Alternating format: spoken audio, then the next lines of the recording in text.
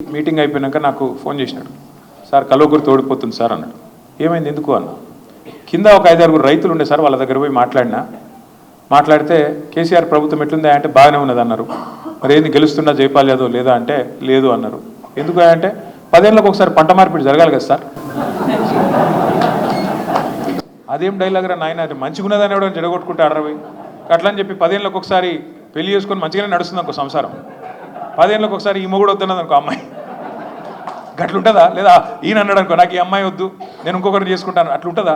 అరే మంచిగా నడుస్తున్నదాన్ని మంచిగా చూసుకోవాలి కానీ లేదు 10 ఏళ్ళకి ఒకసారి పంట మార్పిడి అట్లుంటుందా? అంటే ఎక్కడో ఏమైపోయిందంటే టేకెన్ ఫర్ గ్రాంటెడ్ అంటారు. టేకెన్ ఫర్ గ్రాంటెడ్ అన్నట్టు కరెంట్ ఏడబోతుంది, మంచిగా అయిపోయింది. కేసీఆర్ రాకముందు కరెంట్ లేకుండా ఇప్పుడు కేసీఆర్ మంచిగా చేసిండు, అది పోతుందా? ఇప్పుడు మళ్ళీ ఎండాకాలం కరెంట్ కోతలు అవుతున్నాయా లేవా? నేను అవద్దని చెప్తున్నా. మళ్ళీ రేవంత్ రెడ్డి లేకపోతే ఏమంటాడంటే వీడు లేనిది ఉట్టిస్తుండు, అంత బాగున్నది సుభిక్షంగా ఉన్నది, ఈయన లేని దుకాణం పెడుతున్నాను, ఆయన నన్ను తిరుగుతాడు. మళ్ళీ వాళ్ళ అత్తగారులో కరెంటు కోతలు ఉన్నాయా లేవా? చెప్పురిగా నాకు ఉన్నాయా?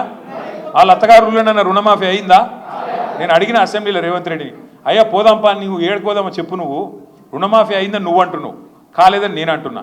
మీ సొంత ఊరు కొండారెడ్డిపల్లె కోదామా లేకపోతే మీ అత్తగారు ఊరు కోదామా, యాడికోదామా పోదాం పారాబాయ్. ఒక్క ఊళ్ళోనన్నా రైతులు 100% అయిందని రాసిస్తే నేను రాజకీయ సన్యాసం తీసుకొని పీక్తా అని చెప్పిన. కదలాడు మెదలాడు బెల్లం కొట్టిన రాయిలెక్క కూర్చున్నాడు ఇట్లా. ఎందుకంటే ఆయనకు కూడా ఎరికే కాలే.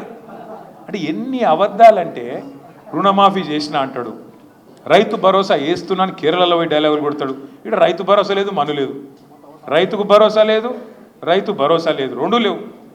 కొనుగోలు చేసిన దాని ఇప్పుడు ఇక్కడికి వస్తుంటే నేను ప్రవీణ్ అన్నాడ 5 నిమిషాలు మాట్లాడుకుందామని నా రూమ్లో పోయినాం. టీవీలో వస్తున్నది నాగర్ కర్నూల్లో పెద్ద లొల్లి అవుతున్నది, గడబడవుతున్నది. మక్కలు కొంటలేరు, నిన్న మన వర్షం పడ్డదంట మొత్తం తడిచిపోయిందంట, ఆగమాగం మొత్తం రైతులంతా రోడ్డెక్కి ధర్నా చేస్తున్నారు, మక్కలు కొంటలేరని. అంటే నేను ఎందుకు చెప్తున్నా అంటే ఒక మక్కలే కాదు, రాష్ట్రంలో ఈ రోజు వరకు వరి కొంటలేరు, మక్క కొంటలేరు, ఏ ధాన్యం కొంటలేరు. అదే కేసీఆర్ ఉన్నప్పుడు మమ్మల్ని సావగొడుతుండే, ఫోన్ చేసి ఒక్కొక్క మంత్రిని ఉరికిస్తుండే. ఇంకెందుకు తెరవలేదా మీరు, వెంటనే కొనండి, అక్కడ రంగు మారినా ఎండినా వానినా తడిసినా ఏమైనా ధాన్యం కొనండి, సీలింగ్ లేదు. ఇప్పుడు మక్కలకు సీలింగ్ పెట్టినారు, మేము గింతనే కొంటాం, పంట గింత పండితే నేను గింతనే కొంటా. నువ్వు ఏం చెప్పినావు ఎలక్షన్ల ముందు? అభయహస్తం అని బిల్డప్ ఇస్తేవి.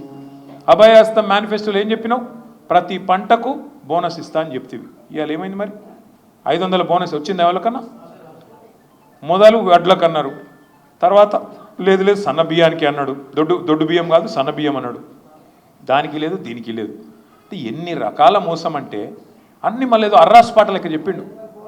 అత్తకు 4000 పెన్షన్లు, కోడలకు 2,500. జర్రాకు నేను ఆడ మొత్తుకొని వీడ మొత్తుకుంటే ఎవరికి అర్థం కాదు.